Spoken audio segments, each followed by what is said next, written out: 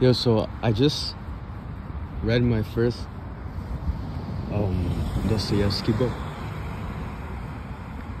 and yo, I low-key just want to change my life right now.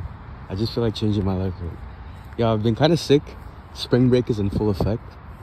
Weather's beautiful. It's the first time I've seen grass in months. And yo, like, I went to this library today in Westmount. And yo, I read White Nights, okay? And you're just reading that and realizing how difficult it was. It was a pretty difficult read, and I feel like Dostoyevsky as a writer, his writing style is very well developed, and his really long paragraphs are kind of hard to get through. But bro, I read through the first few chapters in one sitting, and yo, like, as a person that enjoys writing,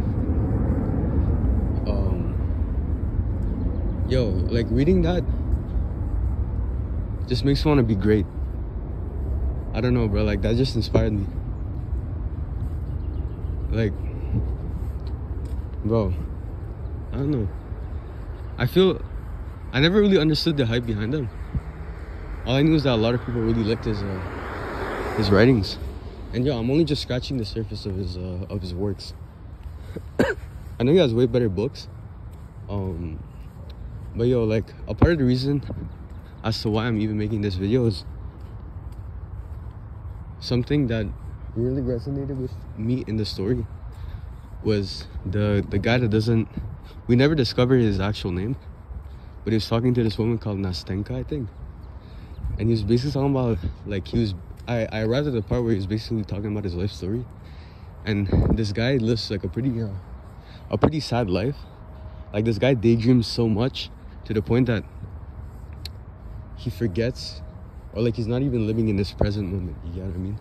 And he ends up living lives inside his own head. And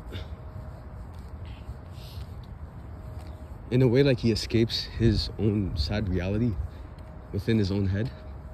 And as a result, because the thing is that this guy, like, he never really talks to anybody.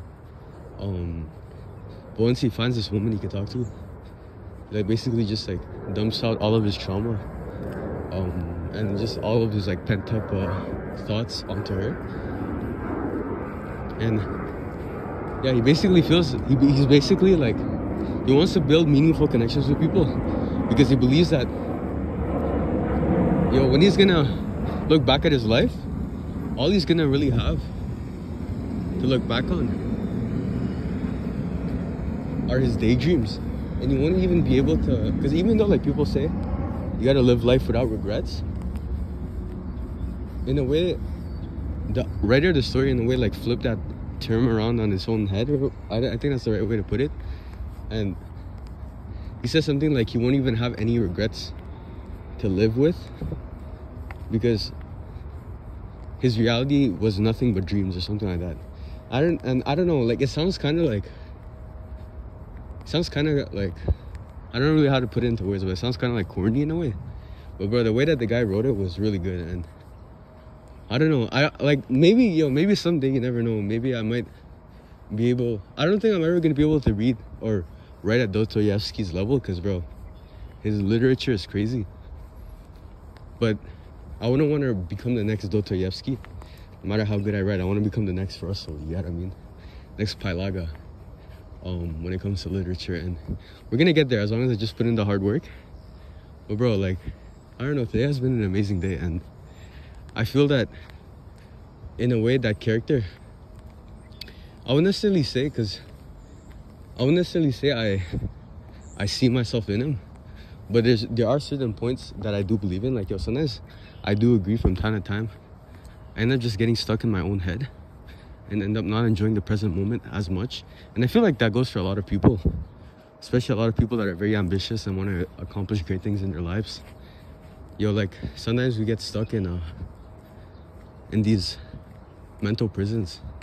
Like, we know our goals and we know our plans, but at the same time we're so stuck in the future thinking and planning and manifesting and affirming to ourselves our future identity to the point that we don't appreciate the present for what it is. And yeah, bro. So yeah, reading my first Dostoyevsky book, to sum it up, just makes me want to be a great person. And makes you just want to produce like just great art, bro. Like, I feel like I already got all of the tools and instruments right in front of me. I just gotta act. And yeah, bro, like, I don't know, there's so much I want to accomplish. And I feel like as I'm reading these pieces of literature, the more and more I'm getting closer to starting to understand what even is the purpose of the channel. And I feel like this channel has gone through many different definitions. But like, I feel like at the moment, the definition that I want this channel to be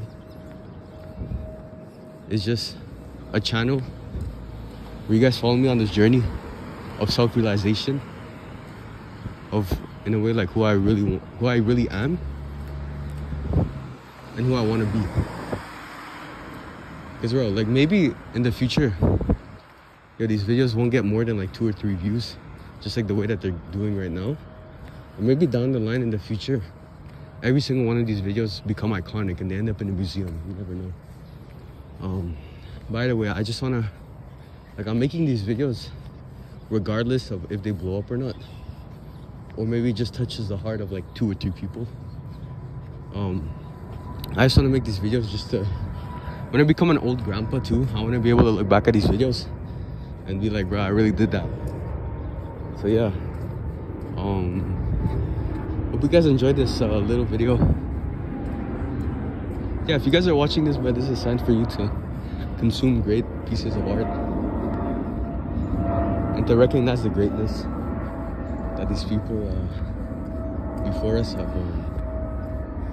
accomplished. And I don't know, it makes me want to achieve great things as well. So see you guys soon. By the way, podcast very soon. I keep on talking about podcasts and like, I only recorded 2 episodes, but one of the people that I plan on interviewing, I'm gonna be able to interview tomorrow. So your podcast episode probably coming, oh my god, probably coming tomorrow night or the day after, in the afternoon or morning. Okay, so yeah, bro, see you guys soon. And yeah, you know, fine vibes.